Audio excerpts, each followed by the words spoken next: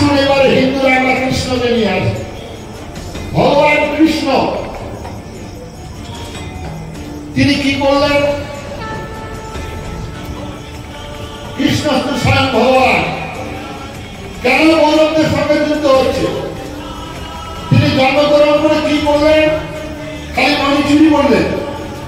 মায়েরা স্নান করছে, আর সে কাপড়গুলো নিয়ে কত কবির কেটে গেলে ভগবানের কাজ।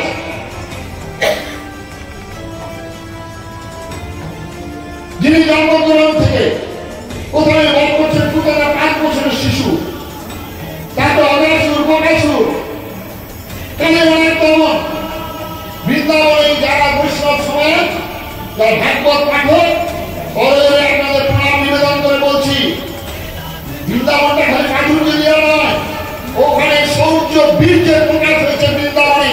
আর বৃন্দাবনে ভগবান কৃষ্ণের প্রকাশ, তিনি যে স্বয়ং ভগবান, সেটা বৃন্দাবনে প্রমাণ হয়েছে। এই বিশাল জীবন কীর্তনীয়রা এমন ভাবে কীর্তন করেন, ভাগবত পাঠকরা এমন ভাবে পাঠ করেন, ভগবান কৃষ্ণের আর বিরাট ওই জীবনটা নেই। বৃন্দাবন থেকে ভগবান কৃষ্ণ গেলেন মথুরায়, মথুরা থেকে চলে গেলেন তিনি কুরুক্ষেত্র, কুরুক্ষেত্রে চলে গেলেন দ্বারকায়।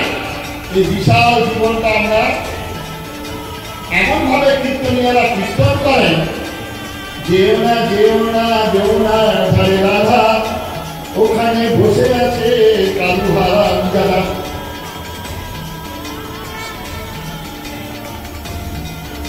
আমি বিরোধীরা ওকে দেখো হিন্দু ভগবান, মায়েরা স্নান করছে, কাপড়গুলো নিয়ে গাছের দাঁড়িয়ে চলে।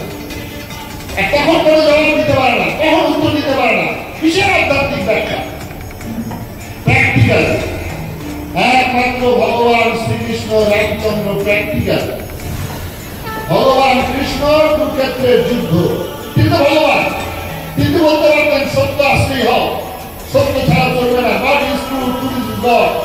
কিন্তু তার যে বাণী ছিল 3টি বাণী, কি পরিত্রাণায় সাধনাং বিনাশায় দুষ্কৃতাং ধর্ম সংস্থাপনার্থায় সম্ভ্রমী যুগে যে বিনাশ কথাটা ব্যবহার করেছেন।